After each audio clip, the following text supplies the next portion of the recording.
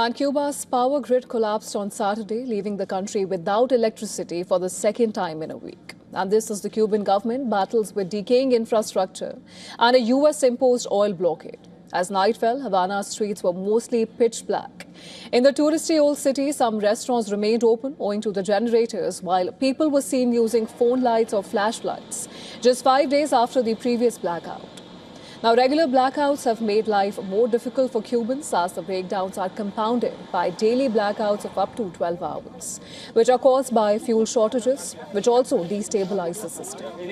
The state-owned Cuban Electric Union said that total disconnection of the national electricity system was due to an outage in a power unit at one of the country's thermoelectric plants, causing what it termed as cascading effect. The company said it was activating microgrids to provide power to critical facilities, including hospitals and water treatment plants.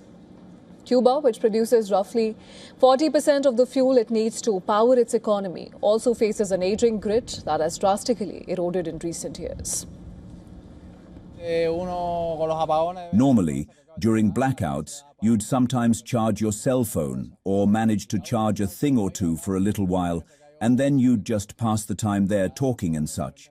But now that the SEN, National Electro-Energetic System, has gone down again, and far too frequently at that, the truth is, I don't really even know what can be done anymore. People usually just wander around out on the street, chat a bit, and honestly, I think that's about the most you can do. But anyways. The Cuban government has blamed the outages on a U.S. energy blockade after U.S. President Donald Trump warned of tariffs on any country that sells or provides oil to Cuba. Cuban President Miguel Diaz-Canel has said that the island has not received oil from foreign suppliers for 3 months now. Trump for months suggested that Cuba's government is on the verge of collapse. He has also said that, and he has raised the possibility of a friendly takeover of Cuba on one occasion when Cuba's electric grid collapsed. Trump told reporters that he believed he'd soon have the honor of taking Cuba. Now, Trump has imposed an oil blockade on the Caribbean island after Washington deposed Venezuelan President Nicolas Maduro on the 3rd of January.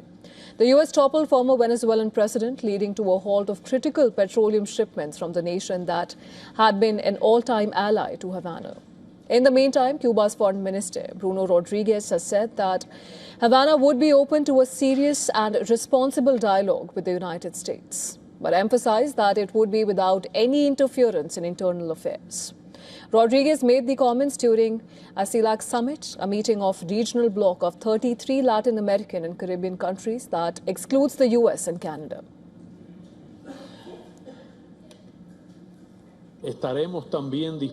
Life doesn't change. Ultimately, we're stuck in the same rut. We aren't going to move forward. We're just going to stay right here, at a standstill. Twice a week, cooking with firewood, it's absolute madness. There's no other way around it. It's just the hand we've been dealt.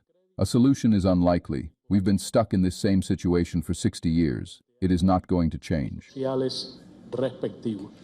On Saturday, 2 sailboats carrying humanitarian aid departed Mexico for Cuba. This was a part of an international convoy aiming to alleviate the economic crisis and the oil blockade impacting the Caribbean nation. The initiative, backed by Mexico, is part of the international humanitarian movement, which is organized to deliver aid to Cuba.